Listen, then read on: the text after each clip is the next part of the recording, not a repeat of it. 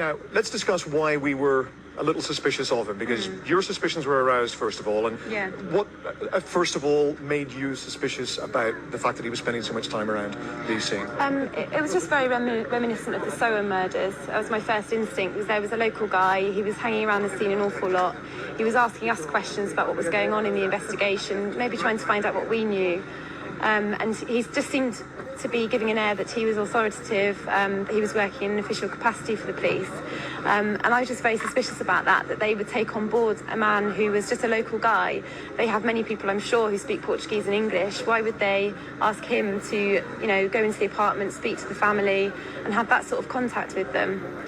Years on, the disappearance of Madeleine McCann continues to be an unresolved and deeply compelling mystery. Despite investigators being armed with cutting-edge tools like AI-driven facial recognition and advanced DNA analysis, each potential breakthrough seems only to deepen the enigma. The case exists at a complex crossroads of legal obstacles, intense media scrutiny, and unwavering public fascination, a combination that ensures it never truly fades from our collective consciousness. But what if this story is about more than just a missing child? What if it holds up a mirror to some of our most profound collective anxieties? Let's travel back to the 3rd of May 2007 in Praia da Luz. The afternoon sun shone over what appeared to be an idyllic holiday scene. Families were relaxing by the pool, children's laughter could be heard from the kids' club, and parents were enjoying a brief escape from their daily routines. 3-year-old Madeleine McCann was seen at various points throughout the day. In the morning, witnesses place her at the Ocean Club Resort's kids' club, playing with other children. Around midday, her family gathered for lunch, a moment captured in a now famous photograph. In it, Madeleine is sitting by the pool, a pink sun hat on her head, her face beaming. The image's digital timestamp reads 2:29 p.m. Later that afternoon, Madeleine returned to the kids' club. According to the official sign-out sheet, she was collected at 5:30 p.m. The McCanns then took their children back to their apartment at approximately 6 o'clock p.m. A family friend, David Payne, visited around half an hour later and reported seeing all 3 children. Kate McCann later stated she answered the door, wrapped in a towel, after a shower. A minor detail that would eventually be subjected to microscopic analysis. By 7 o'clock p.m., Gerry McCann had returned from a tennis session, and together he and Kate put the children to bed. At 8:30 p.m., the couple joined their friends at the nearby tapas bar, an action that marked the beginning of the evening's devastating turn of events. On paper, this timeline appears routine, almost mundane. Yet, it is within these seemingly normal sequences that unsettling psychological complexities begin to surface. At its core, this isn't merely a chain of events. It's a reflection of how we perceive risk, especially in controlled environments like holiday resorts. For many parents, a holiday creates a safe bubble where genuine dangers feel distant. The McCanns' decision to leave their children unattended in the apartment wasn't spontaneous. It had reportedly become a pattern during their stay. A sense of security, reinforced by regular checks and the perceived safety of the resort, may have lulled them into a state of complacency. This mindset, which psychologists sometimes refer to as optimism bias, is the tendency to believe that unfortunate events happen to other people, not to ourselves. We assume our own vigilance is enough, and that brief absences are harmless. This distortion of risk is particularly potent in holiday settings, where the pursuit of relaxation actively encourages us to lower our guard. With the benefit of hindsight, the timeline now reads like a series of psychological triggers. The photograph by the pool, intended to capture a happy memory, has become a haunting final image. Every timestamp and every checkmark on a kid's club sheet carries an immense weight. What were once harmless daily activities have been reinterpreted through the chilling lens of a missing child investigation. There is also the phenomenon of normalcy bias, where the human brain, when faced with a crisis, struggles to process an abnormal situation and defaults to what is familiar. The idea that the McCanns returned to their dinner after checking on the children, perhaps even with a lingering sense of unease, fits this pattern. It is often easier to believe everything is fine than to confront an unthinkable reality. Perhaps the most disturbing aspect is the possibility that Madeleine's disappearance wasn't the result of a complex, calculated plot, but rather the collision of ordinary human flaws: complacency, optimism, and misplaced trust, all converging within a narrow window of time. That window, spanning just a few crucial hours, continues to disturb us, not just because of its logistical gaps, but because it compels us to ask a deeply uncomfortable question. Faced with the same circumstances, might we have made similar choices? Ultimately, the timeline is more than a record of events. It is a quiet indictment of our own fragile sense of security and a reminder that true danger can sometimes lie in the very spaces we tell ourselves are safe. Now, we must explore a far more unsettling theory, one that is often relegated to the fringes of the discussion. This is the possibility that Madeleine's life may have tragically ended before the night she was reported missing. This theory challenges not only the official timeline, but the very foundations of the case. At its center is that poolside photograph. The image, showing Madeleine with her father and younger siblings, was officially captured at 2:29 p.m. on May 3rd, just hours before she vanished. For some, however, this timestamp has become a focal point for deep skepticism.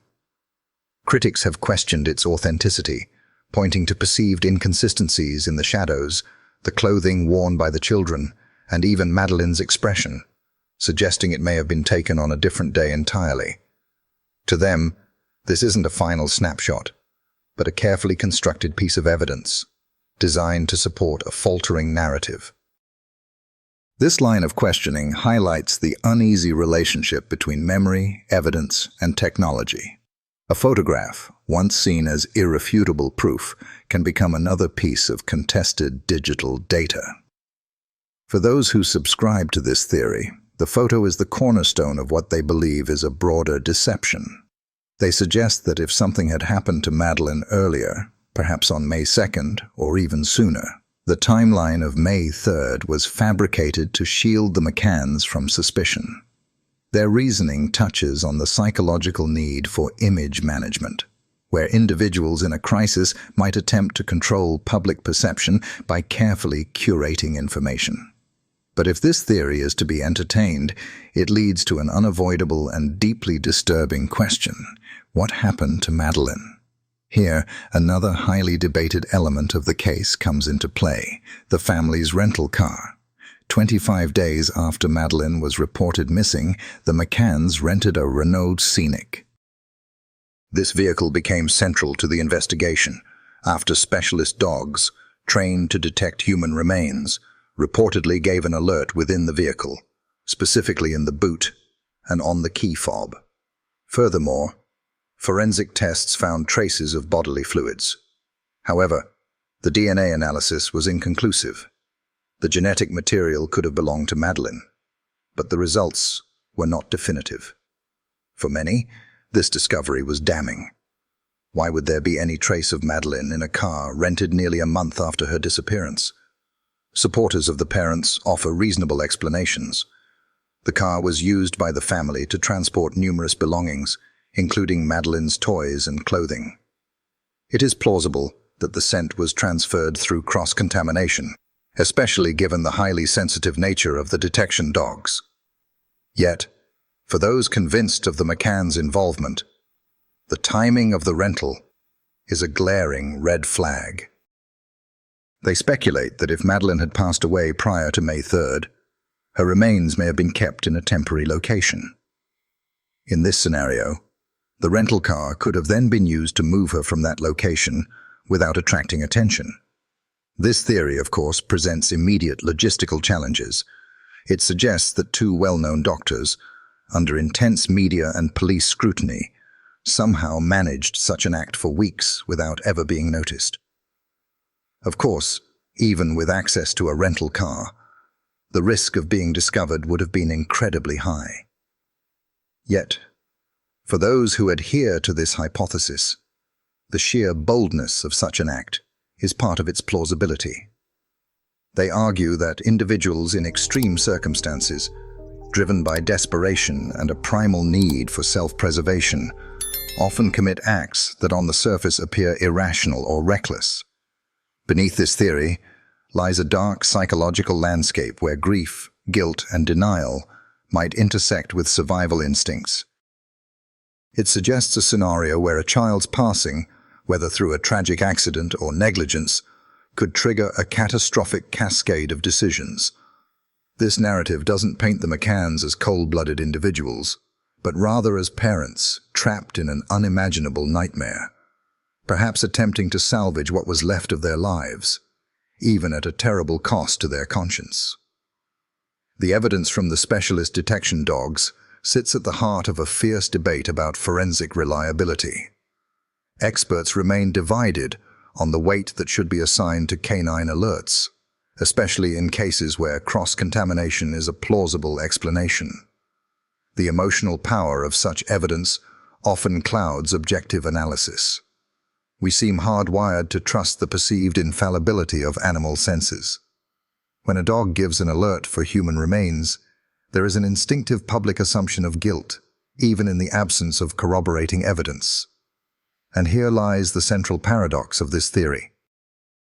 It is constructed not on hard facts, but on a web of suspicion, incomplete data, and psychological projection. At its core, this hypothesis isn't just about whether Madeleine's life ended before May 3rd.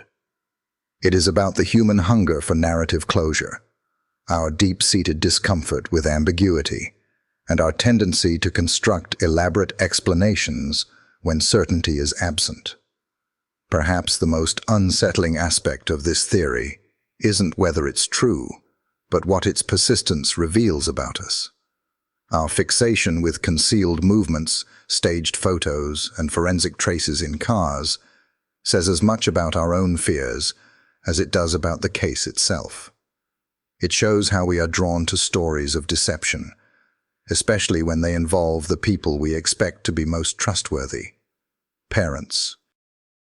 Among the labyrinth of theories in the Madeleine McCann case, few carry as much intensity or as much implausibility as the claim that Gerry McCann himself was responsible for what happened to Madeleine during his routine check at 9:05 p.m. This theory hinges on a narrow sliver of time, just a few minutes, that, according to its believers, hold the key to the entire mystery. The idea is stark: that during this short visit back to the apartment, Gerry McCann, either intentionally or accidentally, caused Madeleine's passing and then swiftly concealed the events in a way that has remained hidden for nearly 2 decades. To assess this theory, we must revisit the established facts. At approximately 9:05 p.m., Gerry left the tapas bar to check on his children. This visit is well documented and corroborated. He confirmed seeing Madeleine asleep, along with the twins. Afterwards, he reportedly spent a few minutes outside chatting with another holidaymaker, Jeremy Wilkins. This conversation was also seen by Jane Tanner, a member of their dining group, who walked past them around 9:15 p.m. It was at this time she reported her famous sighting of a man carrying a child away from the apartment block. Within this tightly monitored window, every minute appears to be accounted for. Gerry's movements were publicly verified. The time simply does not seem to exist for him to have committed such an act, concealed the evidence, and then returned calmly to his friends. Proponents of the theory argue that he must have acted with chilling speed and precision. However, this argument tends to collapse under logistical scrutiny. The apartment was small but not soundproof, and the risk of being seen or heard by neighbors, by Jeremy Wilkins nearby, or by resort staff was high. Beyond the physical improbability lies the psychological one. To accept this theory, one must believe that Gerry not only acted within minutes, but also maintained an unbroken facade of composure, then convinced his wife, and potentially others, to support this deception, all while under the most intense public and police scrutiny imaginable. So why does this theory persist? Not because it withstands rational analysis, but because it taps into a deeper psychological need, the desire for closure, even at the cost of reason. For many, the McCann case represents the frustration of endless ambiguity. When official investigations fail to deliver answers, some people gravitate towards the most dramatic possibilities. Psychologists call this a cognitive closure bias, the profound discomfort we feel when faced with unresolved mysteries. The brain craves a resolution, even if it means embracing an irrational one. This particular theory simplifies the chaos. It reduces the sprawling uncertainty of the case to a single act, by a single person, in a specific moment. It offers a villain, a motive, and a timeline, all neatly packaged. In reality, it may reveal more about us than about the McCanns. The idea that a child can simply vanish is terrifying because it challenges our belief in a predictable world. By clinging to theories of parental guilt, we can soothe that terror with a false sense of control, telling ourselves there must be a clear cause, even if that explanation requires casting the parents in the most sinister light. Few cases in modern history have ignited as much public scrutiny and moral outrage as the disappearance of Madeleine McCann. While the official investigation classified her as a missing person, a parallel trial unfolded, not in a court of law, but in living rooms, tabloids, and online forums across the world. At the center of this moral inquisition were Kate and Gerry McCann. From the very beginning, their behavior was under intense public surveillance. Every action, word, and expression was dissected by millions seeking not just answers but accountability. The central charge, and the one that sparked the most widespread condemnation, was that of parental negligence. Here were two highly educated professionals, a cardiologist and a GP, who made a fateful choice. The Ocean Club Resort offered a babysitting service, which they declined. Instead, they adopted their now infamous routine, leaving their 3 young children asleep in an unlocked apartment, while they dined with friends roughly 50 meters away at the tapas bar. They stated they had a system of checking on the children at regular intervals. For many people around the world, this explanation was not just insufficient, it was infuriating. They argued that no meal, social gathering, or holiday relaxation could justify leaving a 3-year-old and 2 toddlers alone and vulnerable. This sense of outrage only intensified when reports emerged that Madeleine herself had asked her mother a haunting question earlier on their holiday. A chilling remark, reportedly made by Madeleine to her mother, ignited a firestorm of public judgment. "Where were you last night when I cried?" This statement became a symbol of what many interpreted as the McCanns' indifference, a desperate plea for comfort that had seemingly gone unheard. For critics, this was not a story of a tragic accident or an unforeseeable crime. It was a story of sustained and reckless neglect. The public fury was not limited to the act of leaving the children alone. It extended to the aftermath. Many observers noted how the McCanns appeared emotionally restrained in their early public appearances. Where many expected to see hysteria or visible despair, they saw a couple who appeared controlled and composed. Their media statements struck some as robotic or rehearsed. Worse, in the eyes of their harshest critics, they seemed to resume normal activities far too soon. They continued jogging and engaging with the media, all while their daughter remained missing. In the public imagination, this behavior painted them as cold, calculating, and detached. Perhaps nothing, however, provoked more outrage than their decisions regarding their remaining children, the twins, Sean and Amelie. Despite the trauma of Madeleine's disappearance, the McCanns allowed the twins to remain in the same holiday apartment. Why? Critics fiercely questioned. Would parents who had just experienced such a devastating loss keep their surviving children in the very environment of that trauma? To many, this suggested a profound lack of protective instinct and compounded the narrative that the McCanns had prioritized their own convenience over their children's safety. The media amplified these sentiments. Headlines frequently described the couple's detachment and stoicism. Online forums boiled with fury, with many debating whether the twins should have been removed from their care. A brutal question emerged. Were Kate and Gerry McCann fit to continue raising their children? This touched on society's deepest anxieties about parenting. If the worst could happen in a respectable, educated family like the McCanns, what did that say about our collective ability to protect our own? Beneath this tidal wave of judgment lies a more subtle psychological reality, one rooted in a powerful defense mechanism: projection. In psychology, projection is an often unconscious process where we displace our own fears, insecurities, or unacceptable feelings onto others. In the context of Madeleine's disappearance, many parents may have seen a distorted reflection of themselves in Kate and Gerry McCann. Who among us, if we are honest, has not been distracted or momentarily complacent with our children? Who hasn't relied on the illusion of safety in a familiar environment or made compromises for convenience? The McCanns' decisions struck a nerve precisely because, on some level, they felt relatable. By fixating on their negligence, the public could collectively push away its own anxieties about parental fallibility. The message became clear. They are not like us. We would never make those choices. We are better parents.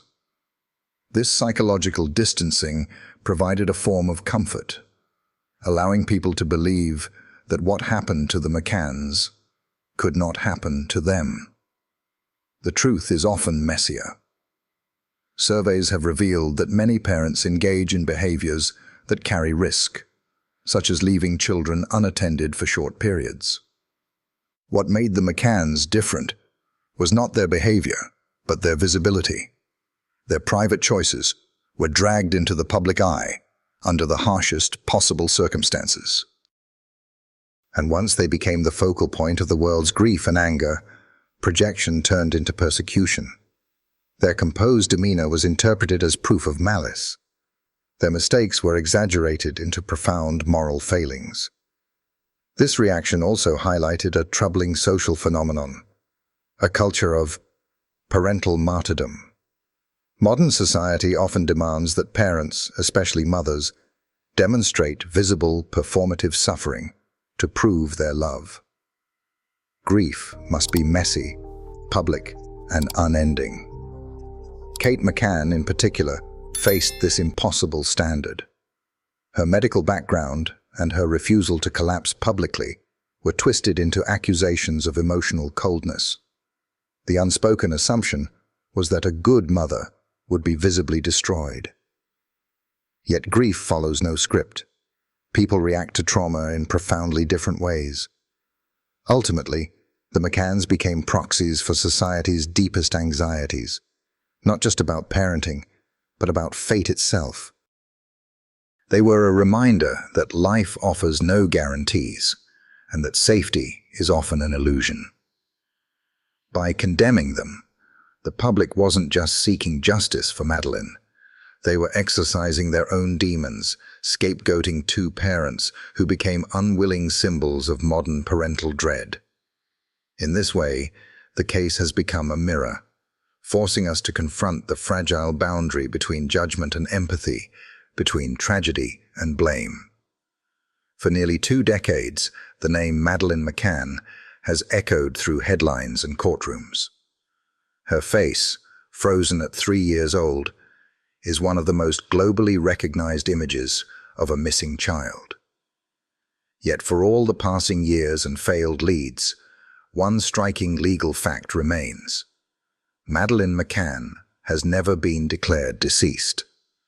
This is not a mere symbolic detail, but a complex convergence of law, psychology, and a deeply human refusal to let go. In the United Kingdom, declaring a person legally dead is a formal process governed by the Presumption of Death Act 2013. It allows family members to petition a court for a declaration, but it requires presenting evidence that the person has been missing for at least 7 years, or that the circumstances of their disappearance strongly suggest they are no longer alive.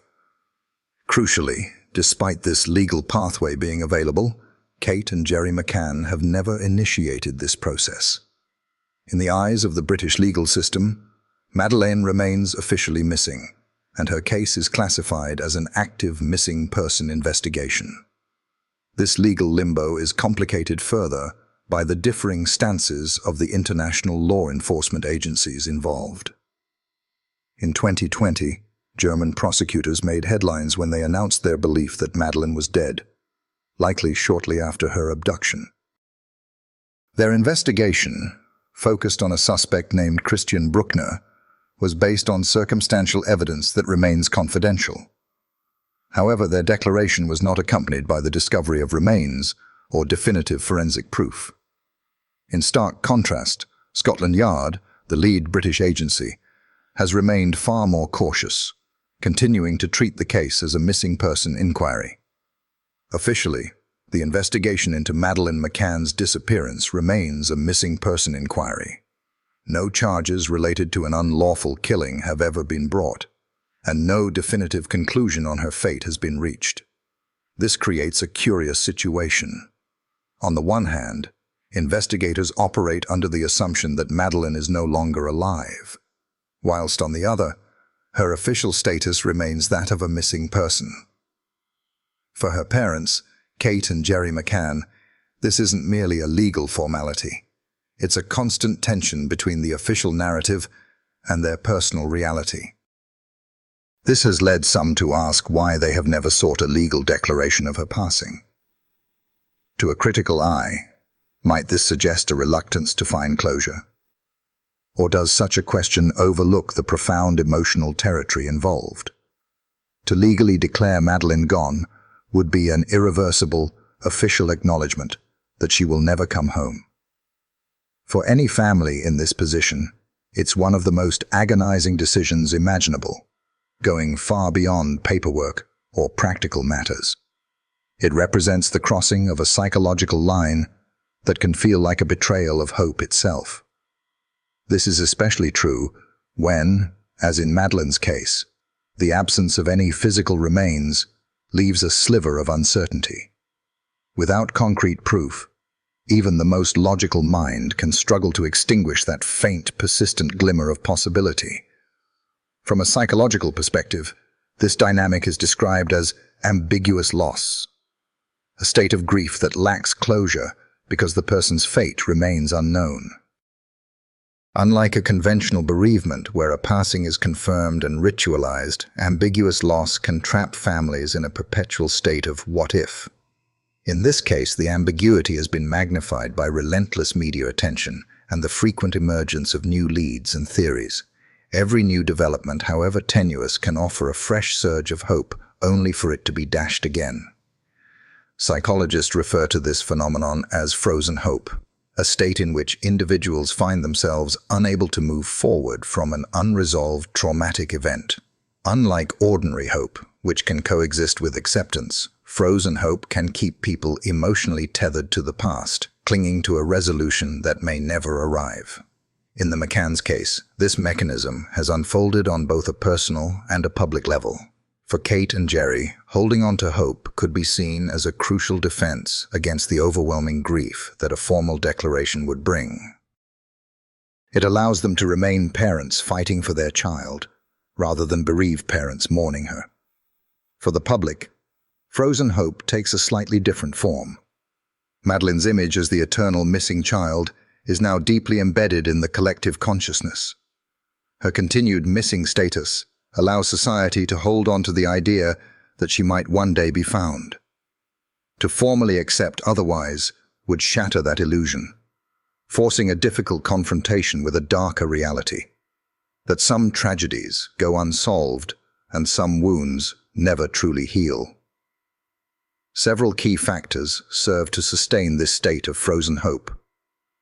The case has remained in the media spotlight for well over a decade, with coverage surging whenever new developments arise, artificially keeping hope alive. The McCann's capacity to fund private investigations has also enabled the search to continue far beyond what is typical in such cases, reinforcing the idea that answers are still attainable. Crucially, as no physical evidence has ever been found to confirm she is gone, a vacuum of uncertainty flourishes. Society often clings to stories of miraculous recoveries. Abducted children found alive after years in captivity. These rare but powerful exceptions fuel the belief that Madeleine's case could be another miracle waiting to happen. Yet, whilst this frozen hope may offer a form of comfort, it carries a significant psychological cost. Families caught in this state can experience chronic anxiety and find their lives centered entirely around the missing person, leaving little space for healing.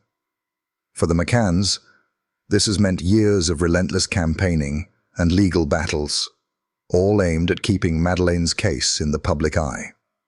Some may view this as admirable persistence, others as an unhealthy inability to move on. Either way, it reflects a fundamental truth. Letting go is often far harder than holding on. Ultimately, the reason Madeleine McCann has never been declared to have passed away isn't just about legal procedure. It is about the raw, unrelenting power of frozen hope. To do so would, in a legal sense, end the story, closing a chapter that neither her parents nor much of the public seem prepared to close. And so, the case remains in this strange, suspended state. A crime without a resolution, a child without a defined fate, a story without an ending. Perhaps that is why Madeleine's face continues to haunt the world. She is no longer just a missing child. She has become an embodiment of uncertainty itself, a reminder that sometimes the hardest truth is that we may never know what happened. In this way, Madeleine McCann remains forever missing, not just in the eyes of the law, but in the hearts of all who cannot bear to let her go. From the moment news of Madeleine McCann's disappearance broke, the media reacted with a force seldom seen. It was May 2007, an era on the cusp of the digital information explosion. Whilst traditional outlets like television, tabloids, and broadsheets initially dominated the coverage, flooding the world with Madeleine's image, the story didn't fade. With the rise of social media and online forums, it instead evolved, amplifying and polarizing opinion at every turn. This constant attention kept the case alive in the public consciousness, but it also had a more corrosive effect. It turned the McCann family into a prism through which society projected its own anxieties and judgments. Initially, Kate and Gerry were seen as sympathetic figures, parents thrust into an unimaginable nightmare. The coverage focused on their suffering and their desperate appeals. Their composure and professional backgrounds as doctors fit neatly into the media's preferred narrative of respectable people facing a terrible tragedy. However, as weeks turned into months with no resolution, the media's tone began to shift. Speculations seeped into headlines. Leaks from the Portuguese police hinted at inconsistencies in the McCann statements, and rumors about evidence from specialist search dogs spread rapidly. The same outlets that had portrayed them as heartbroken parents now began to sow seeds of doubt. Were they hiding something? Were they as innocent as they appeared? This created a stark dichotomy. The McCanns were either paragons of parental devotion or sinister figures orchestrating a grand deception. There was seldom any middle ground. This binary framing wasn't just a product of sensationalism. It tapped into a deeper cultural need to categorize people as simply good or bad. Ambiguity, after all, doesn't drive viewership. Whilst many moments in this saga fueled controversy, few were as incendiary as the release of 3 particular photographs on the 3rd anniversary of Madeleine's disappearance.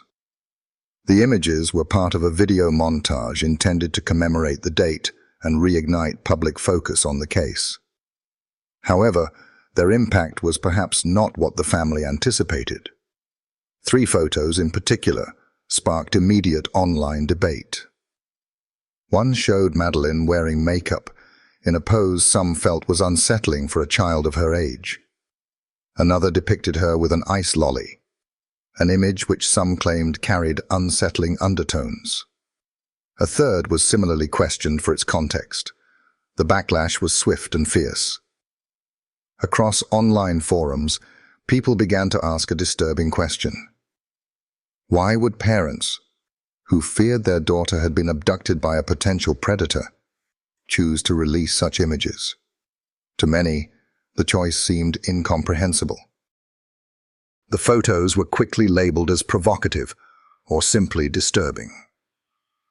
Online, theories erupted, painting the McCanns as either profoundly negligent or deliberately manipulative. From a detached standpoint, the level of outrage might seem disproportionate. After all, family photo albums often contain playful, innocent moments, children experimenting with makeup or enjoying a treat. But in the highly charged atmosphere of this case, context was paramount. Releasing these particular photos at a time of widespread anxiety about the safety of children ignited a cultural nerve. The question being asked wasn't simply whether the photos were appropriate, but a broader, more searching one. What might this choice of imagery signify? This public outcry highlighted a larger dynamic at play, the phenomenon known as trial by media. In the absence of a legal verdict, the court of public opinion often steps in.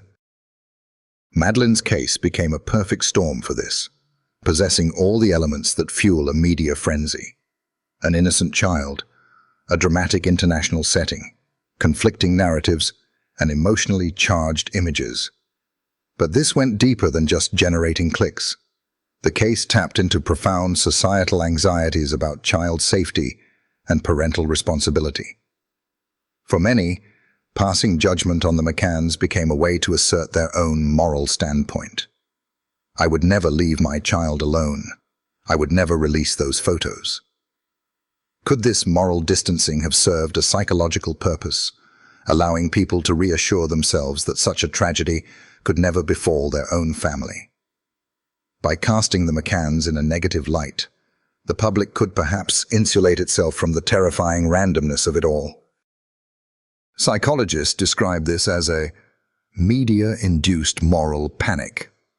It typically begins with a high-profile incident, which the media then amplifies, often focusing on worst-case scenarios and speculative dangers. In response, society can enter a state of collective anxiety, where behavior once considered normal suddenly becomes suspect. In the McCann case, this manifested as intense scrutiny of parenting choices. The idea of parents on holiday leaving children unattended became unthinkable. Every photograph of a child was analyzed for hidden meaning, and innocence itself was reframed through a lens of potential risk. A vicious cycle was created. The more the media fanned the flames of outrage, the more the public demanded harsher judgments, and the more the media fed this emotional fervor. Ultimately, the McCann case transcends the story of a missing child or a family in crisis. It explores what happens when private grief becomes public property. The media didn't just report on the case, it actively shaped it, twisting the narrative and transforming Kate and Gerry McCann into cultural symbols, simultaneously objects of sympathy and scorn. Every action, every photograph, and every word was filtered through competing narratives. For the public, the case became a mirror, reflecting their deepest fears about parenthood and safety. In that mirror, some saw a grieving family fighting against impossible odds. Others saw calculated manipulators hiding a terrible secret. In either instance, the real story, that of a missing little girl, risked becoming secondary to the spectacle of public judgment. The Madeleine McCann case will likely remain a touchstone for discussions about media ethics and the dangers of digital outrage. It serves as a powerful cautionary tale about what happens when grief becomes entertainment and complex human suffering is reduced to headlines. It reminds us that beneath every viral story lies a quieter, more uncomfortable truth. The greatest danger may not be the crime itself, but the stories we choose to tell about it. Amid the relentless media coverage, the competing theories, and the heated public debate surrounding Madeleine McCann's disappearance, two figures have remained largely in the shadows: her younger twin siblings, Sean and Amelie. At just 2 years old when their sister vanished, they were too young to comprehend the events unfolding around them. But as the world's attention fixed upon their family, the twins were quietly cast into a role they never chose, the silent victims of a tragedy that would shape the rest of their lives. From that moment, their identities became intrinsically linked to their sister's absence. They were no longer just children. They were the siblings of the missing girl. In the years that followed, their lives unfolded under a constant cloud of remembrance. Every birthday, every milestone was inevitably marked by the sister they never had the chance to grow up with. Public memorials and media anniversaries constantly resurrected the story, pulling them back into a narrative they had no control over. They have been described as being locked in a family dynamic where profound grief and enduring hope coexist in a difficult tension. Every photograph of them is viewed through the lens of what was lost. For most children, privacy is a given, allowing them to navigate the awkward phases and personal struggles of growing up away from the public gaze. But for Sean and Amelie, anonymity has been an impossibility. As they grew up, the fixation on their family did not wane. Their names appeared in news articles and on social media, where strangers speculated about their well-being and future. More disturbingly, some questioned their safety within their own home. As the twins entered their teenage years, they had to navigate a social environment often filled with ignorance and cruelty. There have been reports of peers using cruel jibes, taunting them with references to Madeleine, or using harmful conspiracy theories against them. It is difficult to overstate the potential psychological impact of this. For any child seeking acceptance, to have your very identity become a source of alienation is a heavy burden to bear. They carried the weight of a public tragedy in private lives they were never truly allowed to call their own. Perhaps the most profound challenge lies in the emotional conflict the twins are likely to face. They have been raised by parents who remain steadfast in their belief that Madeleine could still be found. Within their home, hope is a guiding principle. Yet outside, a very different narrative often dominates. Many people have already concluded Madeleine's story, and some theories cast their parents in a sinister light. This places Sean and Amelie in a difficult position. How are they to reconcile these two competing versions of reality? One, in which their sister is still alive and their family's quest is a noble one, and another, where their entire family narrative is questioned by the outside world.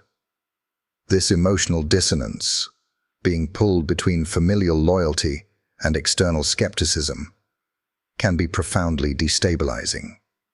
Psychologists might refer to this as identity fragmentation, a state where conflicting narratives threaten a person's sense of self. For the McCann twins, any new headline or casual comment could risk reopening this rift between the world they know at home and the one they face outside.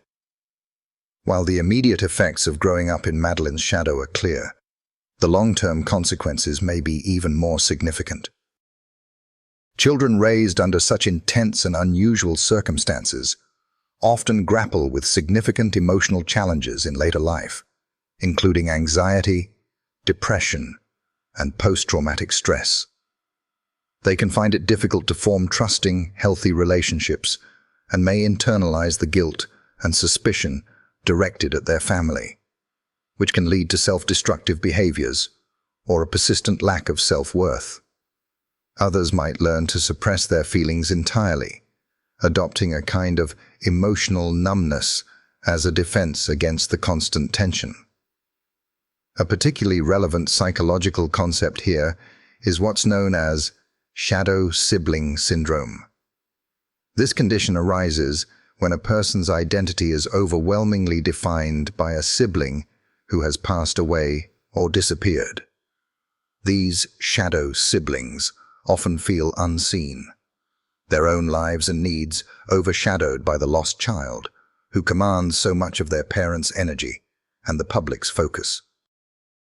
This can breed feelings of inadequacy, survivor's guilt, or even resentment towards the sibling they never had the chance to truly know. In some cases, it can lead to a distorted relationship with grief itself, where they might either over-identify with their lost sibling or reject emotional vulnerability altogether. For Sean and Amelie McCann, these are not abstract psychological risks. They are the very fabric of their upbringing. They have grown up not just as shadow siblings, but as public symbols of loss, resilience, and controversy, long before they were old enough to understand or consent to such a role. This leads to a profoundly difficult but necessary ethical question, one that is often whispered but rarely confronted openly. Would Sean and Amelie have been better off raised away from their family? Some might contend that removing them from the McCann household, even temporarily, could have shielded them from the most intense media glare and psychological strain. In a different environment, away from the cameras, the yearly anniversaries, and the perpetual cycle of public grief, perhaps they could have developed a stronger sense of self, free from the immense weight of Madeleine's shadow. Conversely, others would reject this notion as a cruel and unjustified overreach by the authorities. They would argue that separating children from their loving parents, especially with no concrete evidence of abuse or neglect, would have been a profoundly traumatic act in itself. Ultimately, there is no straightforward answer. What is undeniable, however, is that Sean and Amelie's well-being was seldom the central focus of the public discourse. They were either overlooked completely, treated as mere footnotes in their sister's story, or used as symbols to either redeem or condemn their parents. Their humanity, their individuality, and their own private pain were all secondary to the media spectacle. As they navigate adulthood, Sean and Amelie will carry the marks of this experience in ways few of us can truly comprehend. They are the invisible casualties of a case that captivated the world. Children forced to live in the shadow of a sister whose absence became a global fixation. Their quiet suffering is a painful reminder that the true cost of such tragedies extends far beyond the headlines, reaching deep into the private spaces where grief and identity collide. In a world obsessed with Madeleine's story, her siblings have remained the forgotten victims, still growing up in the shadow of a girl the world refuses to let go. As we reflect on the shadows of the Madeleine McCann case, we are left not with answers, but with profound and unsettling questions that have lingered for nearly 2 decades. This case has unfolded like few others in modern history, an intricate tapestry of timelines, theories, and emotional turbulence that has both fascinated and haunted the public. We can dissect the timeline of 3rd May 2007, analyzing the ordinary moments that became extraordinary with the benefit of hindsight. Tracing the family's day at the Ocean Club Resort to the intensely scrutinized window in which Madeleine vanished, we are reminded that life's most devastating turns can occur in the space of a single, seemingly uneventful evening. The competing theories, some rooted in forensics, others in pure speculation, expose the deep discomfort we feel when faced with the unknown. Whether it's the controversial pool photograph, the suspicions surrounding the McCann's rental car, or the meticulously examined 9:05 p.m. check. Each theory offers a different lens through which to view the mystery, yet none has provided true clarity. This has led to intense public scrutiny of Gerry and Kate McCann, whose every decision, emotional response, and public statement has been judged through a prism of suspicion and moral outrage.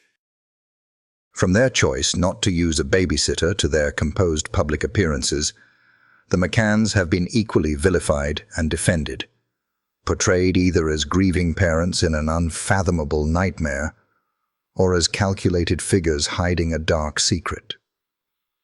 We must also consider the legal complexities. Why, despite German investigators' assertions that she is no longer alive, does Madeleine remain legally classified as a missing person?